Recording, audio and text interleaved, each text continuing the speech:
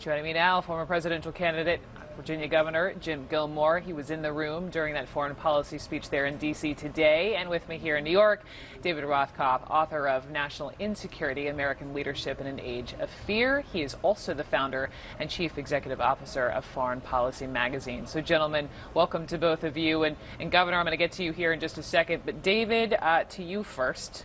You watched. What'd you think?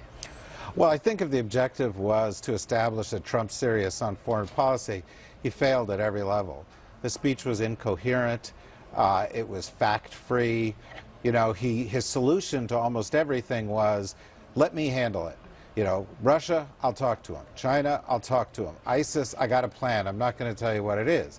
But, you know, saying that, you know, your personality is going to solve every problem isn't a foreign policy. It's really a kind of narcissistic personality disorder. Governor, care to respond? That was pretty rough. Well, first of all, I was pleased to be there at the invitation of the Center for the National Interest. I thought that there were things about the speech that I was looking for that I heard, which was a call to strength, a belief that we need to rebuild our military, that we need to have a coherent foreign policy, which we do not. I think that Trump was right about that. I think putting American interests first is right.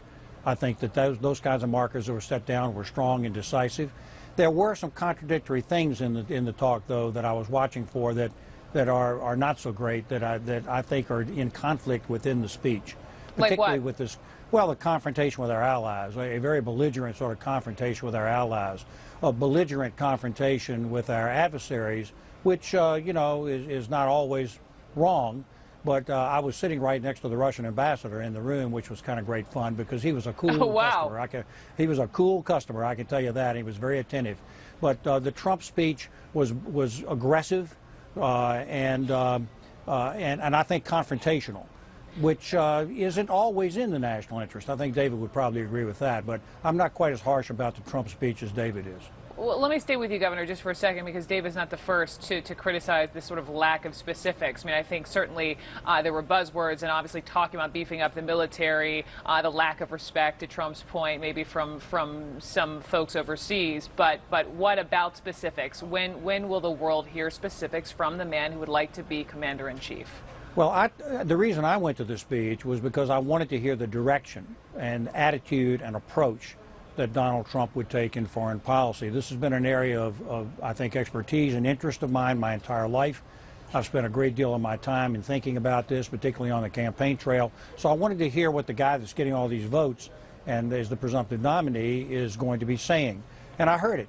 I don't think that this should be a speech where some low-level person gives the press or the public some specifics about how many troops or how many tanks or how many airplanes.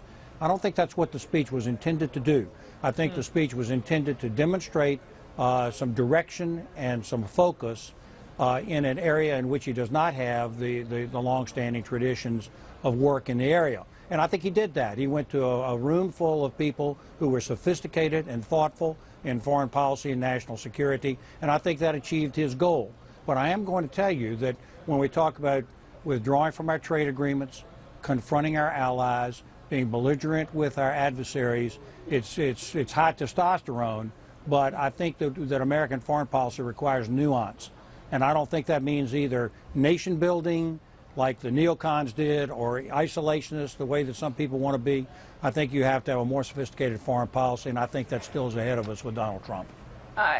David, I want you to jump in, but it is also sort of interesting how this is resonating among Republicans. We have a couple of tweets, and let me just read a couple of them, and you can see how this is resonating among former U.S. House Speaker, actually, let's just begin with Senator Lindsey Graham, who's been quite harsh already. So in typical Lindsey Graham humor, question number one for Trump, are we sure the guy running the teleprompter has the pages in the right order? Hashtag not making any sense. So from one extreme, from Senator Graham to, let's go to Newt Gingrich, who supported him, and he tweeted, "This was a serious foreign policy speech by Trump. It is worth reading and thinking about. It will be ridiculed by Washington elites."